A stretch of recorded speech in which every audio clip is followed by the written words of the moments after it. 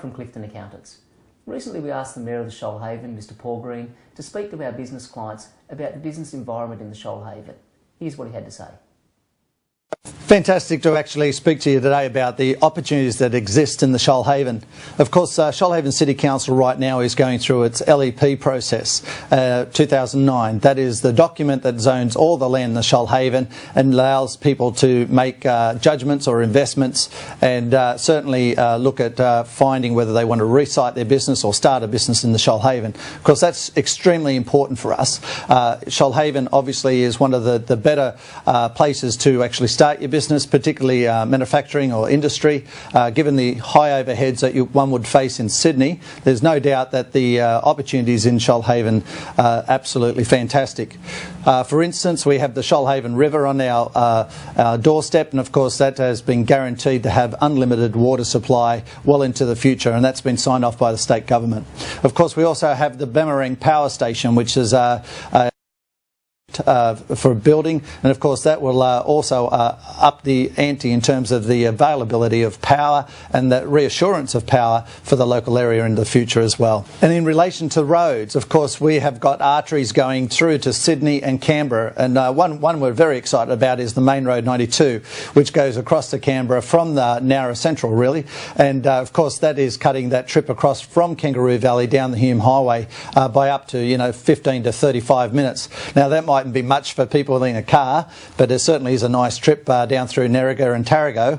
But it also allows trucks to cut back on their fuel loads and the wear and tear. So that obviously is a big opportunity there. And of course those trucks sometimes coming across from the west through the tablelands and across through the escarpment without burning up a lot of fuel. So that Main Road 92 is very exciting. Of course there's just the Owen Ford Bridge, which we've currently got an application in with the federal government to upgrade that to accept B doubles. But there's no doubt that that artery across to Canberra has been fantastic. That road, for instance, has delivered this city already. Probably prior to its building, it's certainly a dirt road, had about 100 cars a day. That's what's seeing well over 1,000 cars every day coming from Canberra. So you mightn't think much of that, but for that, Shoalhaven is a mega tourist industry. We're the highest overnight destination outside Sydney, and of course that means that investment dollars are pouring into this area. Of course that allows a lot of people to come over for holidays, and of course the expenditure is around $678 million this last tourist years, which would probably employ well over 6,000 people. So lots of people coming across from Canberra, lots of people obviously coming down from Sydney, and so our days ahead are some of the best days that you could expect as an investor. Continuing in terms of the roads, some of the greatest opportunities are still existing. We've got the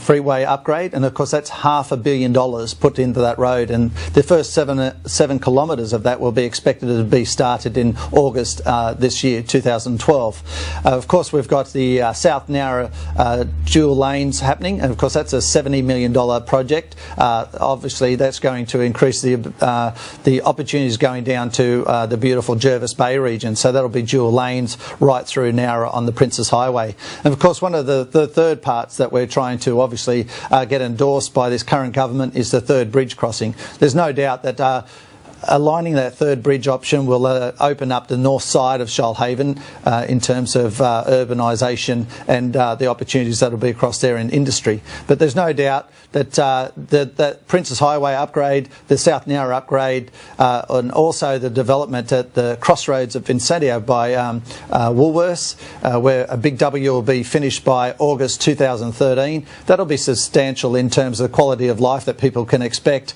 and the opportunity to go to and from Sydney in very reasonable times. Of course, one of the other things that people actually come down to Shoalhaven for is lifestyle, and of course part of lifestyle is having access to services. And we're very pleased to note that the Shoalhaven Cancer Care Centre, which is a $35 million cancer care centre, will be established on the site of the Shoalhaven Hospital. That has already started, the soil's been dug, and of course that completion will be in August 2013.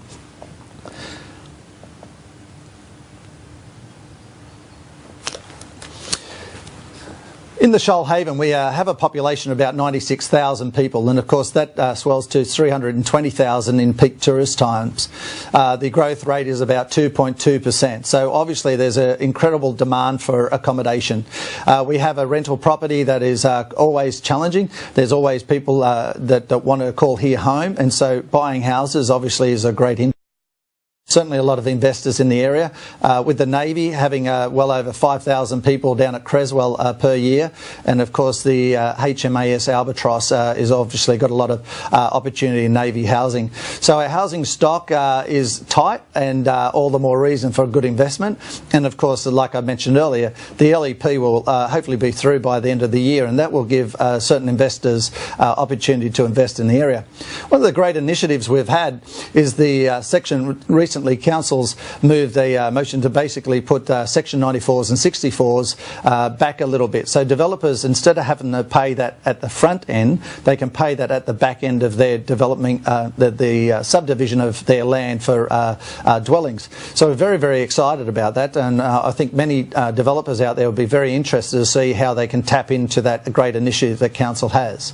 There's no doubt, as I said earlier, it's a growing region, it's a promising region, and of course its best days ahead of it. And I sure hope that you as an investor or someone that might be interested in developing might consider come along to council, speak to our economic advisor in Greg Pullen or Ben Harnwell. They'd be only too happy to maybe hold your hand or walk you through a development if you've got some money to invest. We'd welcome it. Or even tap on the Mayor's door. I'd be quite happy to meet you.